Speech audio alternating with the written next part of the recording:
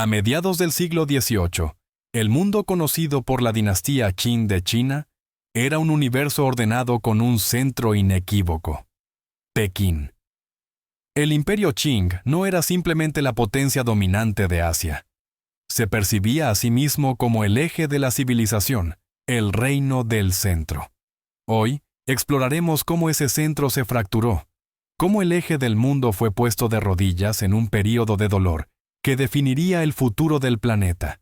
Esta es la historia del siglo de la humillación. Si quieres entender de verdad por qué estallan las guerras y qué mentalidades mueven los hilos del poder, suscríbete a Historias y Guerras y acompáñanos en cada análisis.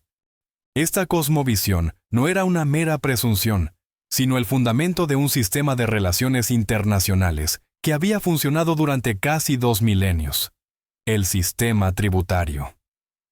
A diferencia del modelo westfaliano de estados soberanos iguales que emergía en Europa, el sistema sinocéntrico era explícitamente jerárquico. Se basaba en la creencia de que el emperador chino, como hijo del cielo, gobernaba con un mandato del cielo, que le otorgaba una autoridad universal sobre todo bajo el cielo. Las naciones extranjeras, desde los reinos vecinos de Corea y Vietnam hasta los lejanos comerciantes de Portugal, no eran vistas como iguales, sino como bárbaros, en distintos grados de civilización que, naturalmente, buscarían la influencia benéfica de la cultura china para venir y ser transformados. Es un sistema de poder fascinante, una cosmovisión que chocaría brutalmente con la modernidad. El mecanismo para gestionar estas relaciones era un ritual diplomático y comercial meticulosamente coreografiado. Los enviados extranjeros debían viajar a la capital imperial, usar el chino como lengua de intercambio y realizar el acto de sumisión por excelencia: el Kowtow, una ceremonia que consistía en 3 arrodillamientos y 9 postraciones de cabeza contra el suelo ante el trono del dragón. A cambio de este reconocimiento de inferioridad, los tributarios recibían un trato generoso. El emperador les otorgaba regalos suntuosos, sedas, oro y otros lujos, cuyo valor a menudo excedía con creces el del tributo presentado. Más importante aún, se les concedía un sello de rango, el calendario chino y, fundamentalmente, el derecho a comerciar con el vasto y próspero mercado chino. Este comercio tributario era un incentivo económico tan poderoso que garantizaba la participación de la mayoría de los estados vecinos. Este sistema no era únicamente una herramienta de política exterior. Era un pilar indispensable para la legitimidad interna del emperador. Su autoridad emanaba de su papel como el eje cósmico que mantenía el orden no solo dentro de China, sino en todo el mundo conocido. Que los bárbaros de tierras lejanas vinieran a rendir pleitesía era la prueba tangible de que el mandato del cielo seguía vigente. Por lo tanto, el rechazo de una potencia extranjera a participar en este ritual no era un simple desaire diplomático, sino un desafío existencial a la base misma del poder imperial. Esta rigidez ideológica explica la incapacidad inicial de la corte Qing para comprender y adaptarse a las demandas de las potencias europeas, que insistían en una relación entre iguales, un concepto herético para la cosmovisión china. Durante siglos, la superioridad cultural de China estuvo respaldada por un poderío económico innegable. Bajo la dinastía Ming, en el siglo XVI, la economía china era la más sofisticada y productiva del mundo, y su población gozaba probablemente del nivel de vida más alto del planeta. En el siglo XVIII, la China Qing era un estado inmensamente próspero. Durante gran parte de la historia preindustrial, China representó la mayor porción del Producto Interior Bruto mundial, llegando a constituir aproximadamente 1/3 de la economía global a principios del siglo XIX. Estudios económicos modernos han desafiado la noción de que Europa poseía una ventaja institucional decisiva. Un análisis comparativo sugiere que hasta 1780, los mercados en las zonas más desarrolladas de China, como el delta del Yangtze, eran tan eficientes como los de Europa continental. Solo Inglaterra mostraba una ventaja clara en ese momento. Esto indica que la gran divergencia económica entre China y Occidente no fue el resultado de una superioridad europea de larga data, sino un fenómeno más repentino y directamente ligado a la industrialización. Sin embargo, la narrativa de China siempre número uno requiere una matización crucial. La inmensa escala de la economía china era, en gran medida, una función de su vasta población. Su riqueza agregada ocultaba una creciente fragilidad estructural. Aunque su PIB total era el mayor del mundo, su PIB per cápita no era excepcionalmente alto. Era un gigante económico, pero un gigante frágil. Su capacidad para movilizar sus vastos recursos estaba siendo erosionada por una administración que no crecía al ritmo de su población. Esta riqueza difusa y desorganizada la hacía vulnerable a la fuerza concentrada y eficiente de estados-nación modernos como Gran Bretaña, que eran infinitamente más eficaces en la movilización de recursos para la guerra. Además, mientras Europa experimentaba una revolución tecnológica, el poderío militar chino, especialmente su armada, se había estancado, una debilidad que pronto demostraría ser fatal. A finales del siglo XVIII, mientras la corte Qing se regocijaba en lo que los contemporáneos llamaban una era sin parangón en la historia, las semillas de su propia destrucción ya habían germinado. La paz y la prosperidad habían provocado una explosión demográfica sin precedentes. La población se duplicó de 150 millones en 1650 a 300 millones en 1800 y se dispararía a 450 millones a finales del siglo XIX. Esta presión demográfica tuvo consecuencias devastadoras. La tierra cultivable per cápita se desplomó, llevando a un empobrecimiento masivo de la población rural. Mientras tanto, la estructura del Estado permaneció peligrosamente estática. El tamaño de la burocracia imperial no creció para gestionar a esta nueva población. Un solo magistrado de distrito podía ser responsable de hasta 250,000 personas. El control central se erosionó, la corrupción se generalizó y el poder real se desplazó hacia las élites locales. Simultáneamente, el sistema educativo y burocrático, basado en los exámenes confucianos, fue incapaz de absorber al creciente número de aspirantes a élites. Esto generó una sobreproducción de élites. Una clase de hombres educados, ambiciosos y profundamente frustrados por la falta de oportunidades, que se convertirían en el liderazgo de futuras rebeliones. La dinastía Qing se enfrentaba a una tormenta perfecta de empobrecimiento popular, frustración de las élites y una crisis fiscal estatal. Fue en este contexto de profunda crisis interna que China se encontró con una fuerza externa de una naturaleza completamente nueva.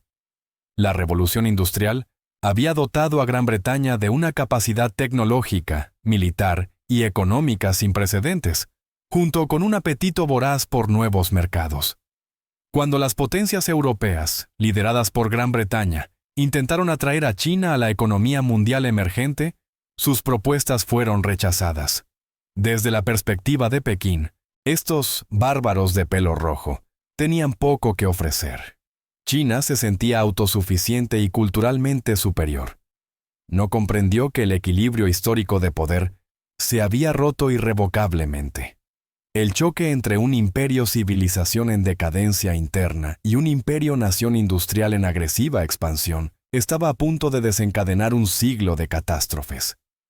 El inicio del fin del viejo orden chino llegó disuelto en humo de opio. Durante décadas, Gran Bretaña había mantenido un frustrante desequilibrio comercial con China. Los británicos tenían una insaciable demanda de té, seda y porcelana chinos, pero China, en su autosuficiencia, tenía poco interés en los productos manufacturados británicos. Como resultado, Gran Bretaña se veía obligada a pagar sus importaciones con plata, lo que provocaba una sangría constante de sus reservas. La solución, cínica y devastadora, fue el opio. Cultivado en sus colonias de la India, el opio se introdujo de contrabando en China, creando una epidemia de adicción que revirtió drásticamente el flujo de plata y desgarró el tejido social chino. Alarmado por la crisis social y la hemorragia económica, el emperador Dao Guang prohibió el comercio de opio y, en 1839, envió a un funcionario incorruptible, Lin Sexu, a Cantón para erradicarlo. Lin actuó con decisión, confiscando y destruyendo más de 20.000 cofres de opio pertenecientes a comerciantes británicos. Este acto de soberanía fue el pretexto que Londres necesitaba. Presentándolo como una afrenta al libre comercio y a la dignidad británica, Gran Bretaña declaró la guerra. La primera guerra del opio fue un enfrentamiento desigual. Los juncos de guerra de madera de China no fueron rival para los barcos de vapor acorazados de la Royal Navy.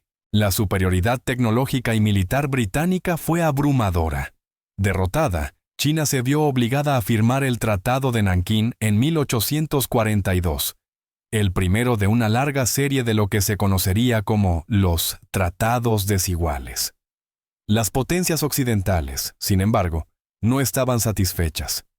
Buscando una apertura aún mayor del mercado chino y la legalización del comercio de opio, Gran Bretaña y Francia encontraron un nuevo pretexto para la guerra. La Segunda Guerra del Opio fue aún más humillante para China. La campaña culminó con la captura de Pekín por las fuerzas anglo-francesas y un acto de vandalismo cultural calculado: el saqueo y la quema del antiguo Palacio de Verano, un vasto complejo de palacios y jardines, considerado una de las maravillas del mundo. El objetivo era castigar al emperador y dejar una cicatriz imborrable en la psique de la élite china. La guerra terminó con la firma del Tratado de Tientsin y la Convención de Pekín, que profundizaron las concesiones. Estos tratados fueron los instrumentos que desmantelaron sistemáticamente la soberanía china. Impusieron una serie de condiciones que paralizarían al país durante un siglo. Decenas de ciudades costeras y fluviales, conocidas como Treaty Ports, fueron abiertas al comercio y la residencia de extranjeros, convirtiéndose en enclaves fuera del control chino. China cedió la isla de Hong Kong a Gran Bretaña a perpetuidad, y más tarde la península de Kowloon. Rusia aprovechó la debilidad de China para anexionarse vastos territorios en el norte. Las tarifas sobre las importaciones extranjeras se fijaron en un nivel bajo, típicamente del 5%, lo que impidió a China proteger sus industrias artesanales y privó al gobierno de una fuente crucial de ingresos. Quizás la concesión más humillante fue la extraterritorialidad. Los ciudadanos extranjeros en China quedaban exentos de la jurisdicción de las leyes chinas y solo podían ser juzgados por sus propios cónsules. Esto creó un sistema de apartheid legal y convirtió los enclaves extranjeros en refugios para criminales y actividades ilícitas. La agresión externa no fue la única fuerza que destrozaba a China. Actuó como un catalizador que hizo estallar las profundas tensiones internas que se habían estado acumulando durante décadas. La humillación de las derrotas, la disrupción económica causada por el opio y las importaciones extranjeras y la creciente incapacidad del gobierno Qing para proteger a su pueblo, destruyeron su legitimidad y crearon un terreno fértil para la rebelión. La rebelión Taiping fue la conflagración más devastadora, liderada por Hong Xiuquan, un aspirante a funcionario fallido que, tras leer panfletos cristianos, tuvo una visión en la que se convenció de que era el hermano menor de Jesucristo, enviado a la tierra para erradicar a los demonios manchúes.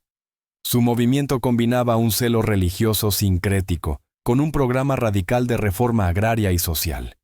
En su apogeo, el reino celestial de la Gran Paz, de los Taiping, controló una gran parte del sur de China y estableció su capital en Nankín. La guerra para reprimir esta rebelión fue la más sangrienta de la historia de la humanidad, con un coste estimado de entre 20 y 30 millones de vidas, superando con creces las bajas de la Primera Guerra Mundial. El impacto de la rebelión fue profundo. Para aplastarla, la debilitada corte Qing tuvo que ceder una autoridad militar y fiscal sin precedentes a los gobernadores provinciales de la etnia Han, como Zheng Guofan y Li Hongshang, quienes levantaron sus propios ejércitos regionales. Aunque salvaron a la dinastía, esta descentralización del poder militar sembró las semillas del período de los señores de la guerra, que fragmentaría China, medio siglo después. Hacia finales de siglo, una nueva ola de fervor anti-extranjero barrió el norte de China. La rebelión Boxer fue un movimiento popular, rural y xenófobo, impulsado por campesinos empobrecidos que culpaban de sus desgracias a los extranjeros y a sus tecnologías, como ferrocarriles y telégrafos, que perturbaban el equilibrio espiritual del campo, y a los misioneros cristianos que socavaban los valores confucianos. Los miembros de esta sociedad secreta, los puños rectos y armoniosos, practicaban artes marciales y rituales que creían que los hacían invulnerables a las balas. Inicialmente hostiles tanto a los extranjeros como a la dinastía Qing, los Boxers fueron finalmente cooptados por la facción más conservadora y reaccionaria de la corte imperial, liderada por la poderosa emperatriz viuda Cixi. En un acto desesperado por expulsar la influencia extranjera, Cixi apoyó a los Boxers y en junio de 1900 declaró la guerra a todas las potencias extranjeras simultáneamente. Los Boxers y las tropas imperiales sitiaron el barrio de las legaciones extranjeras en Pekín durante 55 días. La respuesta internacional fue rápida y brutal. Una fuerza expedicionaria multinacional, la Alianza de las 8 Naciones, compuesta por tropas de Gran Bretaña, Francia, Rusia, Alemania, Estados Unidos, Japón, Italia y Austria-Hungría, marchó sobre Pekín, levantó el asedio y sometió la capital a un saqueo sistemático. La humillación fue total. El protocolo Boxer de 1901 impuso a China una indemnización astronómica de 450 millones de taels de plata, una suma diseñada para paralizar sus finanzas durante décadas, y estipuló el derecho de las potencias extranjeras a estacionar tropas permanentemente en Pekín. El gobierno Qing se convirtió, en efecto, en un rehén en su propia capital, su soberanía reducida a una ficción. Estos cataclismos internos y externos no fueron eventos paralelos, sino que se retroalimentaron en una espiral destructiva. La debilidad estructural interna del Estado Qing lo hizo incapaz de resistir la presión externa. La agresión externa, a su vez, exacerbó la crisis interna, erosionando la legitimidad del gobierno y provocando levantamientos populares. La necesidad de reprimir estas rebeliones masivas desvió los escasos recursos del Estado, lo debilitó aún más y lo obligó a hacer concesiones adicionales a las potencias extranjeras. Fue un círculo vicioso que aceleró el colapso del imperio y sumió a China en un abismo cada vez más profundo. Si las derrotas a manos de las potencias occidentales fueron humillantes, las que infligió Japón, un antiguo estado tributario, fueron psicológicamente devastadoras. Este capítulo de la humillación china es el más oscuro, una transición de la subyugación política a la aniquilación física que culminaría en uno de los episodios más brutales del siglo XX. Mientras China se tambaleaba bajo el doble peso de la agresión extranjera y la rebelión interna, Japón se embarcó en una trayectoria radicalmente diferente. Tras la restauración Meiji de 1868, Japón emprendió un programa de modernización acelerada, adoptando la tecnología, la organización militar y las ambiciones imperiales de Occidente. Pronto, el antiguo alumno superaría a su maestro. La primera prueba de este nuevo equilibrio de poder llegó en la Guerra Sino-Francesa. El conflicto, desencadenado por la expansión de Francia en Vietnam, un estado tributario clave de China, expuso la insuficiencia de los esfuerzos de modernización chinos. A pesar de algunas victorias en tierra, la armada china fue destruida, y el tratado de paz resultante obligó a China a reconocer el protectorado francés sobre Vietnam, marcando la pérdida de su esfera de influencia tradicional. Pero el golpe decisivo llegó una década después. La Primera Guerra Sino-Japonesa, luchada principalmente por el control de Corea, fue un desastre catastrófico para China. El ejército y la armada japoneses, recién modernizados y entrenados según modelos occidentales, aplastaron a las fuerzas Qing que estaban mal dirigidas, corruptas, y carecían de una estructura de mando unificada. La decisiva batalla del río Yalu, donde la flota japonesa aniquiló a la flota de Beiyang China, selló el destino del conflicto. El Tratado de Shimonoseki de 1895 que puso fin a la guerra fue, en muchos sentidos, el más humillante de todos. China fue forzada a reconocer la plena y completa independencia de Corea, lo que en la práctica significaba ceder su control a Japón. Fue forzada a ceder a Japón a perpetuidad la isla de Taiwán, las Islas Pescadores y la estratégica península de Liaodong, en Manchuria. Debió pagar una indemnización de guerra masiva de 200 millones de taels de plata y conceder a Japón el derecho a construir fábricas en territorio chino, una concesión sin precedentes. La cesión de la península de Liaodong alarmó a las potencias europeas, en un acto que subrayó la total impotencia de China. Rusia, Francia y Alemania intervinieron diplomáticamente y obligaron a Japón a devolver la península a China, a cambio de una indemnización adicional. Lejos de ser un alivio, este episodio demostró que China ya no era dueña de su propio destino, sino un peón en el juego de poder de otros imperios.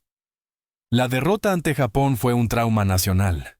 Ser vencido por los bárbaros occidentales era una cosa, pero ser aplastado por los enanos japoneses, un pueblo que durante mucho tiempo había sido considerado un derivado cultural inferior, destrozó los últimos vestigios del orgullo sinocéntrico. La conmoción desencadenó un nuevo y desesperado fervor por la reforma y la revolución, convenciendo a muchos de que el sistema imperial estaba irremediablemente roto. La humillación de 1895 aceleró el colapso final. Una década de reformas fallidas y la catástrofe de la rebelión Boxer agotaron la poca legitimidad que le quedaba a la dinastía. En octubre de 1911, un levantamiento de soldados en Wuchang, la revolución de Xinhai, desencadenó una cascada de secesiones provinciales. Impulsada por una mezcla de resentimiento anti-manchú, frustración con la debilidad del gobierno y las ideas republicanas de revolucionarios como Sun Yat-sen, la revolución culminó con la abdicación del último emperador, el niño Puyi, en febrero de 1912. Más de 2000 años de gobierno imperial en China llegaron a su fin.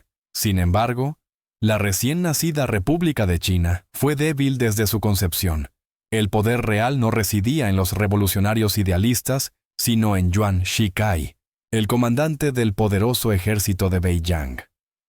Tras la muerte de Yuan en 1916, el país se desintegró.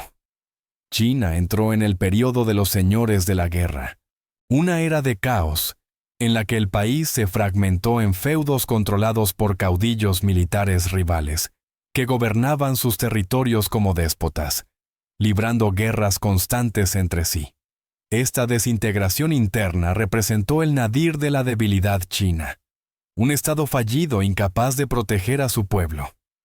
Japón, ahora una potencia imperial envalentonada, vio esta fragmentación como una oportunidad de oro.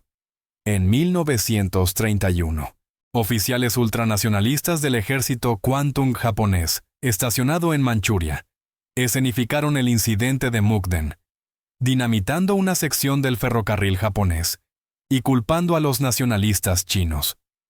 Utilizando este falso pretexto, el ejército japonés lanzó una invasión a gran escala de Manchuria.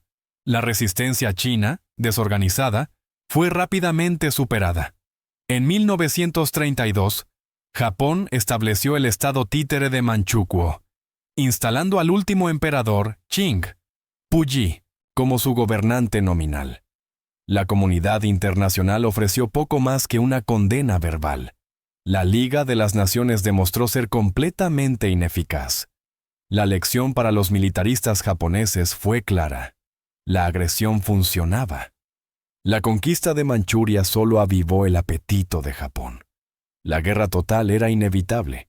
La chispa final saltó en la noche del 7 de julio de 1937, en el incidente del puente Marco Polo, en las afueras de Pekín. Un confuso intercambio de disparos entre tropas chinas y japonesas escaló rápidamente. Esta vez, a diferencia de 1931, el gobierno nacionalista de Chiang Kai-shek, presionado por un creciente sentimiento patriótico, decidió resistir. La Segunda Guerra Sino-Japonesa había comenzado.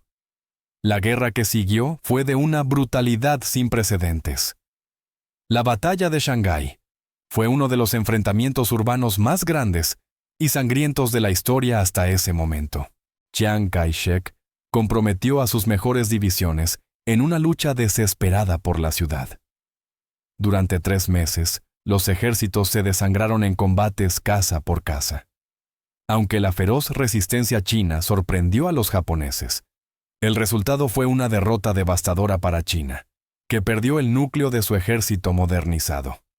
Con el camino despejado, el ejército japonés avanzó hacia la capital, Nankín. Lo que siguió fue la culminación de un siglo de humillación, la fusión de la máxima debilidad interna de China con la máxima agresividad externa de Japón. La masacre de Nankín, que comenzó el 13 de diciembre de 1937 y duró 6 semanas, no fue un mero exceso de guerra.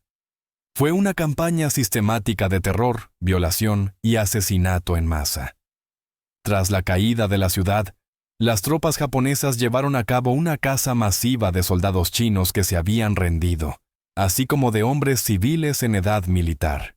Decenas de miles fueron conducidos a las afueras de la ciudad y ejecutados con ametralladoras, utilizados para prácticas de bayoneta o quemados vivos. Testigos presenciales describieron ríos teñidos de rojo por la sangre y cuerpos apilados en fosas comunes. La violación se utilizó como arma de guerra a una escala masiva. Se estima que entre 20.000 y 80.000 mujeres y niñas, desde ancianas hasta niñas pequeñas, fueron violadas. Las violaciones eran a menudo públicas, en grupo, y seguidas de una tortura y mutilación sádica que resultaba en la muerte. El diario de Minnie Vautrin, una misionera estadounidense que dirigía un refugio para mujeres, está lleno de relatos desgarradores de la brutalidad diaria. La ciudad fue saqueada sistemáticamente. Los soldados iban de casa en casa robando todo lo de valor. 1/3 de la ciudad fue destruido por incendios provocados deliberadamente. La brutalidad no se limitó a Nankín. Fue la manifestación más infame de un patrón de atrocidades que se extendió por toda China. Este genocidio, a menudo llamado el Holocausto Asiático, incluyó otros crímenes de una depravación casi inimaginable. En una instalación secreta en Pingfang, Manchuria, la Unidad 731 del ejército japonés llevó a cabo un programa de guerra biológica y química que utilizaba a seres humanos para experimentos. Prisioneros chinos, rusos, coreanos y otros, a los que se referían con el eufemismo maruta o troncos, fueron sometidos a vivisecciones sin anestesia, infectados deliberadamente con peste, antrax y cólera, congelados vivos para estudiar la gangrena y expuestos a bombas de cerámica llenas de pulgas portadoras de enfermedades. Las armas biológicas desarrolladas allí se utilizaron posteriormente contra ciudades chinas, causando epidemias que mataron a cientos de miles de civiles más. Además, el ejército japonés organizó un sistema de esclavitud sexual a una escala sin precedentes. Se estima que hasta 200.000 mujeres, la mayoría de Corea y China, fueron secuestradas, engañadas o coaccionadas para servir como esclavas sexuales para los soldados japoneses en estaciones de consuelo. Eran violadas repetidamente cada día en condiciones de brutalidad extrema, una práctica que el gobierno japonés patrocinó y gestionó directamente. La Segunda Guerra Sino-Japonesa costó la vida a unos 15 o 20 millones de chinos, la gran mayoría civiles. Fue la culminación del siglo de la humillación, un periodo en el que la soberanía de China fue desmantelada por tratados, y su pueblo fue deshumanizado y masacrado por la agresión imperial. La herida de este trauma definiría la identidad de la China moderna. La escala de las atrocidades cometidas en Asia durante la Segunda Guerra Mundial rivaliza, y en algunos aspectos supera, a las del teatro europeo. Sin embargo, Mientras que el Holocausto nazi se ha convertido en un pilar de la conciencia histórica global, el Holocausto asiático permanece en una relativa oscuridad en Occidente. Este silencio no fue un accidente, sino el resultado de decisiones políticas deliberadas tomadas en el crisol de la Guerra Fría. Tras la rendición de Japón en 1945, los aliados establecieron el Tribunal Militar Internacional para el Lejano Oriente en Tokio, para juzgar a los líderes japoneses por crímenes de guerra. Sin embargo, el Tribunal de Tokio tuvo limitaciones cruciales. La decisión más significativa fue la del general Douglas MacArthur, comandante supremo de las potencias aliadas en Japón, de conceder inmunidad al emperador Hirohito y a todos los miembros de la familia imperial. Esta decisión, motivada por el temor a que el enjuiciamiento del emperador desestabilizara la ocupación, eliminó de la rendición de cuentas a la figura en cuyo nombre se habían cometido las atrocidades. El ejemplo más flagrante de justicia sacrificada en el altar de la conveniencia estratégica fue el caso de la Unidad 731. Investigadores estadounidenses descubrieron la horrible verdad sobre los experimentos de guerra biológica en humanos. Sin embargo, en lugar de procesar a los responsables, como el general Shiroishi, el gobierno de Estados Unidos tomó una decisión secreta: conceder inmunidad total a todo el personal de la Unidad 731, a cambio de la exclusividad de sus datos de investigación.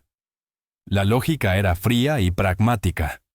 El valor de esta información para el propio programa de guerra biológica de Estados Unidos y la importancia de evitar que cayera en manos de la Unión Soviética superaban cualquier consideración de justicia para las miles de víctimas. Este enfoque se consolidó con el estallido de la Guerra Fría. La política estadounidense hacia Japón cambió rápidamente de castigo a rehabilitación. Japón fue reconstruido para convertirse en un baluarte fundamental contra la expansión del comunismo en Asia. La firma del Tratado de Seguridad entre Estados Unidos y Japón en 1951 selló esta alianza. En este nuevo contexto geopolítico, las demandas de justicia de China, ahora bajo un gobierno comunista, Corea y otras naciones asiáticas fueron marginadas. La estabilidad del nuevo aliado japonés era prioritaria. La justicia incompleta de la posguerra creó un vacío moral y político en Japón. A diferencia de Alemania, donde hubo un proceso más profundo de confrontación con el pasado nazi, en Japón no se produjo un consenso nacional similar sobre la responsabilidad de la guerra. Este vacío permitió que el revisionismo histórico y el nacionalismo de derechas echaran raíces y prosperaran. Desde la posguerra hasta la actualidad, influyentes sectores políticos y académicos en Japón se han dedicado a negar, minimizar o justificar las atrocidades cometidas por el ejército imperial. La masacre de Nankín ha sido un objetivo particular, con revisionistas que afirman que fue una fabricación de la propaganda china o que el número de muertos fue drásticamente exagerado. El sistema de mujeres de consuelo ha sido redefinido como prostitución comercial voluntaria, y la coerción estatal ha sido negada. Estas posturas han alimentado las controversias de los libros de texto de historia, una batalla continua sobre cómo se enseña el pasado de Japón a las nuevas generaciones. Aunque los esfuerzos de historiadores progresistas llevaron a la inclusión de referencias a estas atrocidades en la mayoría de los libros de texto a finales de los 90, los grupos nacionalistas continúan publicando textos alternativos que blanquean el pasado imperial. Este negacionismo no es un mero debate académico. Es una fuente constante de veneno en las relaciones internacionales del este de Asia.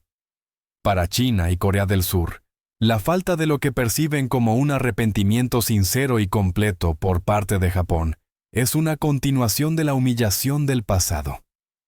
Cada visita de un primer ministro japonés al santuario Yasukuni en Tokio, que honra las almas de los caídos de Japón, incluidos 14 criminales de guerra de clase A, es vista como una afrenta y una prueba de que Japón no han aceptado plenamente su responsabilidad histórica. La paz imperfecta construida después de la Segunda Guerra Mundial, que priorizó la estrategia de la Guerra Fría sobre una rendición de cuentas exhaustiva, no resolvió el conflicto. sino que lo congeló.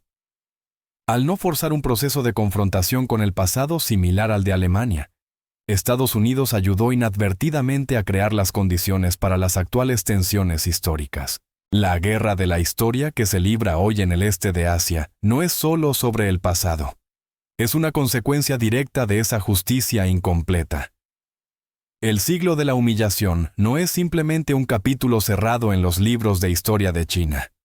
Es una herida viva en la psique nacional, una memoria colectiva de dolor y vergüenza, que ha sido transformada en el motor más potente del nacionalismo chino contemporáneo y en la justificación fundamental del proyecto político de la China del siglo XXI, el gran rejuvenecimiento de la nación china. Desde su fundación, el Partido Comunista de China ha entretejido su propia historia con el fin del siglo de la humillación. La proclamación de la República Popular China por Mao Zedong, el 1 de octubre de 1949, se presenta en la historiografía oficial no solo como la victoria en una guerra civil, sino como el momento culminante en que China, después de un siglo de postración, finalmente se puso de pie. Esta narrativa de redención se ha convertido en la piedra angular de la legitimidad del Partido Comunista. El partido se presenta a sí mismo como la única fuerza política en la historia moderna de China, capaz de expulsar a los imperialistas, unificar el país y restaurar la soberanía y la dignidad nacional. Según este relato, tanto la dinastía Qing como el gobierno nacionalista del Kuomintang fracasaron en esta tarea histórica. Solo el Partido Comunista pudo poner fin a la humillación. El uso de esta narrativa ha evolucionado. Durante la era de Mao, la legitimidad se basaba en una narrativa de victoria de clase. Sin embargo, tras la crisis de legitimidad que supusieron el desastre de la Revolución Cultural y las protestas de la plaza de Tiananmen en 1989, el partido se apoyó cada vez más en el nacionalismo como fuerza unificadora. La narrativa de la victimización nacional a manos de potencias extranjeras se convirtió en una herramienta central de la educación patriótica. Se enseñó a generaciones de jóvenes chinos a no olvidar la humillación nacional, un lema omnipresente en museos y discursos. Este enfoque sirve para un doble propósito. Fomenta un fuerte orgullo nacional, al tiempo que desvía las críticas internas hacia el gobierno y las dirige hacia amenazas externas. Bajo el liderazgo de Xi Jinping, esta narrativa ha alcanzado su máxima expresión. El eslogan central de su mandato, el sueño chino, se define explícitamente como el gran rejuvenecimiento de la nación china. Este concepto no es una aspiración abstracta, está directamente contrapuesto al trauma del siglo de la humillación. Cada logro económico, cada avance tecnológico y cada afirmación de poder en la escena mundial se enmarca como un paso más para borrar esa mancha histórica y restaurar a China a su lugar legítimo en el mundo. Esta memoria histórica es una fuerza motriz directa en la política exterior, cada vez más asertiva de China. La cesión de Taiwán a Japón en 1895 es una de las cicatrices más profundas.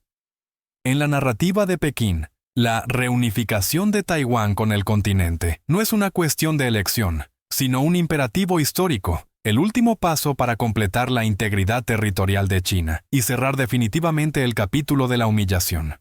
Las ambiciosas reclamaciones territoriales de China en el Mar del Sur de China y en otros lugares se justifican internamente como la recuperación de una esfera de influencia histórica que fue usurpada durante la era de la debilidad.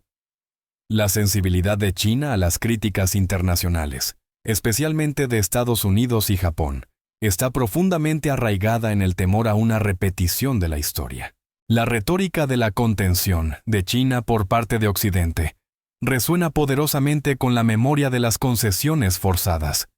La diplomacia del guerrero lobo, a menudo vista en el exterior como agresiva, se percibe internamente como una defensa necesaria y largamente esperada de la soberanía nacional, una declaración de que China nunca más se inclinará ante la presión extranjera.